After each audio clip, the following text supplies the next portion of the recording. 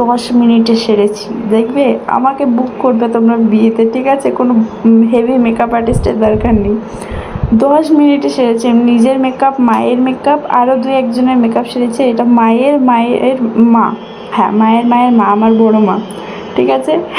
ওখানে ছিল অনেকক্ষণ থেকেই, তো আমরা গল্প করছিলাম একটু। আর এই যে একজন একবার করে উকি দিয়ে বলছে ফোন দে, আমি ফ্রি ফায়ার খেলবো। আজ ওর ফ্রি ফায়ারে পার্টি পেয়েছে। আর যাকে দেখলে সে আমার আরেকটা দিদা। এই যে এখানে মণ্ডপ সাজিয়েছে, কিন্তু কনে এখনও রেডি হয়নি। কনে রেডি হতে অনেক দেরি। তো আমরাই কনে বসবার জায়গাতে চলে এলাম। যতজন ছিলাম সবাই মিলে এখানে ভিডিও, ছবি। আরেকজন ছিল আমাদের ট্যুর গাইড, আমার মামির দিদির মেয়ে।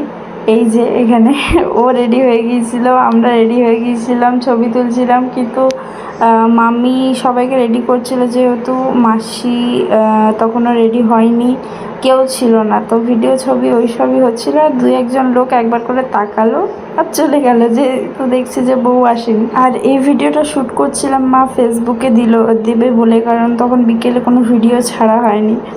আর এই যে আমরা এবারে খাবার দাবারের দিকে ঢুকবো। ফুচকা, মানে জাস্ট আমরা এলাম আর ফুচকা স্টার্ট করলো। আমরা খুব ভালোভাবে ফুচকা খেয়েছি।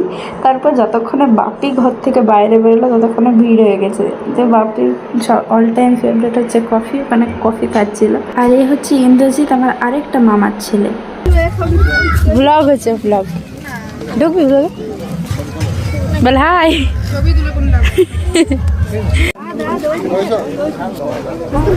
রুদ্র কি হলো? না না খাই না,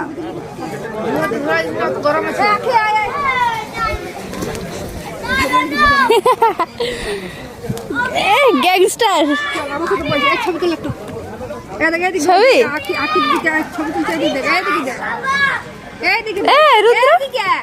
পুটু পুটু একটা ছবি একদম খুঁজে পারবি কেউ। চল এত দৌড়াতে কিসে তোরা? ছবি তুল তারপরে এই দেখ দাদু কারো কোথায় শুনবি? এই গাড়িটা এই গ্যাংস্টার তো এখানে যেহেতু 2-3 দিন ওকে বকার কেউ নেই, তাই জন্য ও যা ইচ্ছে তাই করে বেড়াচ্ছে, দাদুর কথাও শুনছে না। আর এখানে আমি পকোড়া নিতে এসেছিলাম, কিন্তু এখানে ভিডিওটা করতে গিয়ে দেখতে পাচ্ছি লোকটা আবার ক্যামেরার দিকে তাকাচ্ছিল। হলো আপনাদের যে দিদাটাকে দেখালাম, তার ছেলে এখানে সব সিঙ্গেল এসছে আর কি, বউকে নিয়ে আসেনি।